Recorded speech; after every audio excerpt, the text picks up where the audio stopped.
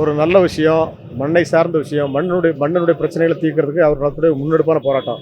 வழக்கமான அரசியல் கட்சிகள் மாதிரி ஆட்சியை பிடிச்சோமா, காசு பார்த்தோமா, சம்பாதிச்சோமான்னு இல்லாமல் மக்களுடைய பிரச்சனைகளுக்காக, இயற்கையுடைய விஷயங்களுக்காக அவர் போராடுறாரு. உண்மையிலேயே இதுதான் ஒரு மாற்றான விஷயம், நல்ல விஷயம். இது அவர் முன்னெடுக்கிறது ரொம்ப சிறப்பான விஷயம். நாங்கள் பொதுமக்கள் எல்லாருமே அதை ஆதரிக்கிறோம். மலையை சுரண்டி எடுத்துகிட்டு போயாச்சுன்னா மழையும் இல்லை, மரம் கிடையாது, எல்லாமே போயிடும். மலையிலேருந்து கல் எடுத்துகிட்டு போகிறோம், மணல் அள்ளிட்டு போகிறோம், எல்லாமே போயிடுது. எல்லாம் இயற்கை அழிஞ்சு போகுது இல்லையா?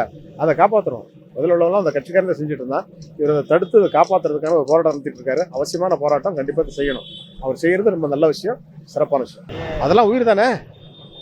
நமக்கு 6 அறிவாக இருக்கலாம், அதுக்கு 4 அறிவோ 5 அறிவாக இருக்கலாம். இருந்தாலும் அதுகளும் உயிர் தானே. பேசலாம், தப்பு இல்லை. நம்ம பேசுகிறது அது உணரும், அது ஒரு உண்மை. அது உணரும், அதை பேசுறது ஒன்றும் தப்பு இல்லை. முட்டாளோட பேசிட்டு இருக்கிறத விட மரங்களோட மாடுகளோட பேசலாம், தப்பே கிடையாது. மலைகளின் மாநாடுங்கிறது பொதுமக்களுக்கு மலைகள் எவ்வளோ அவசியம், மலைகளுக்கு அழிக்கப்படக்கூடாது, மலைகள் பாதுகாக்கப்படணுங்கிற ஒரு பொதுமக்கள் மத்தியில் ஒரு விழிப்புணர்வு ஏற்படுறதுக்காக ஒரு முன்னெடுப்பு எடுத்து ஒரு மாநாடு நடத்துறாரு. அந்த மாநாடு மூலமாக அந்த தேவைகளை மக்கள் மத்தியில் போய் சேர்ந்ததுன்னா ரொம்ப சிறப்பாக இருக்கும். அந்த மாநாடும் நல்ல ஒரு விஷயம் தான். இயற்கை சார்ந்து இயற்கை பாதுகாக்கணும்னு அவர் ஒவ்வொரு ஸ்டெப்பும் வைக்கிறாரு. சிறப்பான விஷயம், கண்டிப்பாக செய்யணும். உண்மையை சொல்ல போனால் ஒரு நாடும் உலகமும் சிறந்து இருக்கணும்னா அதுக்கு முக்கிய காரணமாக இருக்குது மலைகள் தான். மலைகள் இருந்தால்தான் அதில் மரங்கள் வரும். மரங்கள் இருந்தால் அதன் மூலயமா மழைப்பொழிவு இருக்கும், ஆக்சிஜன் இருக்கும். உலகத்தின் நுரையீரலாக இருக்கிற மரங்களையும் மலைகளையும் அழிச்சிட்டு இவங்க என்னத்தை கண்டுபிடிக்க போகிறாங்க, என்ன பண்ணுறாங்கன்னு தெரியல. இன்றைக்கி உலகத்தில் ஓசோன் பண்டலம் மிகப்பெரிய அளவுக்கு பாதிச்சிருக்கு. பொல்யூஷன் ஆயிடுச்சு. டெல்லியில், சென்னையில் எல்லா இடத்துலையும் பொல்யூஷன் ஆகி வாகனங்களை நிறுத்தக்கூடிய அளவுக்கு மோசமாக வந்துட்டுருக்கு. அப்போ இயற்கைகளை பாதுகாக்கிறதுக்கு அரசு இன்னும் அதுக்கான முயற்சிகள் எடுக்கல. சீமான் அண்ணா இந்த மாதிரி முயற்சிகள் பண்ணுவது பாராட்டக்கூடிய விஷயம்.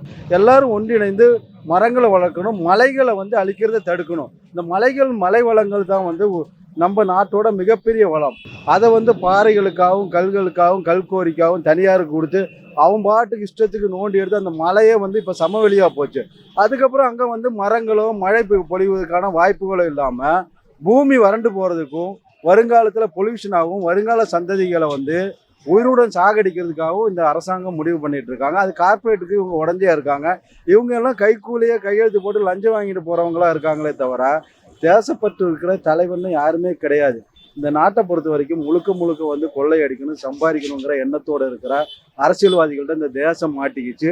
பணக்காரனால மட்டும்தான் இன்னைக்கு ஆட்சிக்கு வர முடியும், அதிகாரத்துக்கு வர முடியுங்கிற சூழ்நிலையில் இருக்கிறதுனால எல்லாருமே பணம் போட்டு பணம் சம்பாதிக்கிற வியாபாரிகளாக இருக்காங்க. இந்த வியாபாரிகள்கிட்ட என்னைக்கு நாடு போச்சோ அன்னைக்கே நாடு தீர்ந்து போச்சு. சீமான் மாதிரியான அண்ணன்கள் வரணும். இவங்களோட போராட்டத்துக்கு நம்ம கண்டிப்பாக ஆதரவு இருக்குது. மலையும் மரமும் தான் நம்முடைய தேசத்தின் அடையாளம். அது பாதுகாக்க வேண்டியது ஒவ்வொரு குடிமகனின் கடமை. நன்றி. சீமான் சாதிக்கு பிறந்தவர், அவர் கண்டிப்பாக சாதிப்பார். இயற்கை கடவுள் கொடுத்த வரம் அது. தண்ணி இல்லைன்னா எந்த உயிரும் வாழ முடியாது. ஒரு பெரிய புரட்சி பண்ணுறாருன்னு இருக்கும். அரசியல் நல்லா பண்ணுறாரு, வேறு லெவலில் போகுது. அதெல்லாம் காதில் வாங்கக்கூடாது. ஒரு நல்லது நடக்குதுன்னா ஒரு சைடில் ஒரு கெட்டது நடக்க தான் செய்யும். அதெல்லாம் அப்படியே வேறு மாதிரி தொடச்சிட்டு போயிட்டே இருக்க வேண்டியதான். கண்டிப்பாக அந்த வாட்டி வருவார். நல்லது தான், இயற்கைக்காக குரல் கொடுக்குறாரு. நல்லது தான், நல்ல விஷயம், பாராட்டத்தக்கது. மக்களுக்கு நல்ல விதமாக பார்க்குறேன். அவர் வந்தால் நல்லா இருக்கும்னு நினைக்கிறேன். சீமான் சாருக்கு தான். சீமான் எதனால்னா அவர் கரெக்டாக பேசுகிறாங்க, மக்களுக்குடைய இதை கரெக்டாக சொல்கிறாங்க. அதனால் அவர் வரணும், நிச்சயம் வெற்றி பெறும். ஜெயிக்க முடியாமல் போனதுக்கு மக்கள் தான் காரணம். அவரும் அவருடைய கட்சி காரணம் இல்லை. மக்கள் அவர் அறியாமையில் இருக்காங்கன்னு தான் சொல்லணும். ஏன்னா இந்த மாதிரிப்பட்ட விஷயங்களுக்காக போராடுறது, இந்த மாதிரிப்பட்ட விஷயங்களை கையில் எடுத்து வேலை செய்கிற ஆட்களை பற்றி அக்கறை அவங்களுக்கு இல்லாமல் இருக்குது.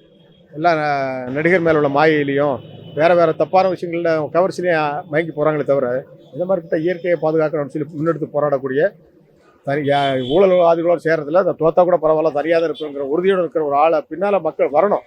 அவங்க அதை விழிப்புணர்வோடு செய்யணும். விழிப்புணர்வு இல்லை, மக்களுடைய கோளாறு தான் அவர் வராமல் போகிறது காரணம். அவ்வளோதான், அப்படிதான் நான் சொல்வேன்.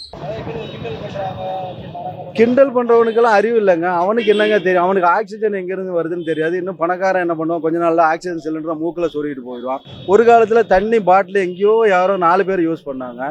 இன்றைக்கி மினரல் வாட்டர் இல்லாத வீடு இருக்கா? குடிநீர் சுத்திகரிப்பு இல்லாமல் யாராலையும் குடிக்க முடியுதா?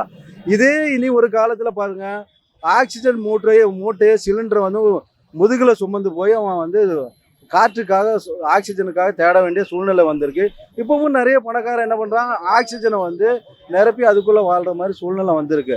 அது ஏழை. இது பாதிக்கப்படுறது யார்? பணக்காரனும் பாதிக்கப்பட மாட்டான், பெரிய இந்த பேசுகிறவங்களாம் பாதிக்கப்பட மாட்டாங்க. ஏழை எளிய மக்கள் பாதிக்கப்படுவாங்க. இவங்களை பற்றி இந்த நாடும் கவலைப்படுறதில்ல, அரசும் கவலைப்படுறதில்ல, கார்பரேட்டுங்களும் கவலைப்படுறதில்ல, அதிகாரிங்க சொல்லவே வேண்டாம். எந்த ஆட்சி அந்த ஆட்சிக்கு ஏற்ற மாதிரி போய் ஜாலரை அடித்து சுரண்டிட்டு போகிறதா இவங்களுக்கு வேலையாக இருக்குது. இது நல்ல விஷயம். கண்டிப்பாக சீமானன்னா பாராட்டக்கூடிய விஷயம். கிண்டல் அடிக்கிறவன் அடிச்சுட்டு தான் போவான். நாளைக்கு அவன் பாதிக்கும்போது வெளியே வருவான். ஏன்னா அறிவு இருக்கிறவன் சிந்திக்கிறான், அறிவு இல்லாதவன் கிண்டல் பண்ணுறான். கிண்டல் பண்ணுறவனுக்கு சேர்த்து தான் இவர் போராடுறாருங்கிற உணர வேணும். ஓகே, நன்றி.